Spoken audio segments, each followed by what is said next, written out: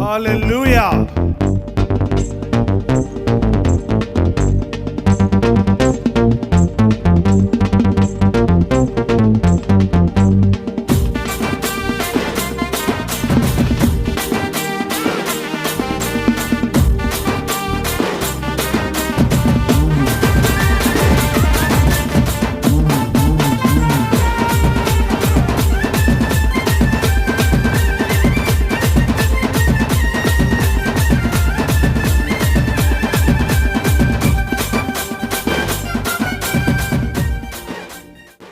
మరి 6 మనవరాళ్ళు, 4 మనవళ్ళు, 10 మంది మనవలు, మా 3 కుమారులు, వారి కుటుంబాలతో పాటు వారికి అప్పచెప్పిన పరిచర్యలు ముమ్మరంగా ముందుకు సాగుతున్నారు.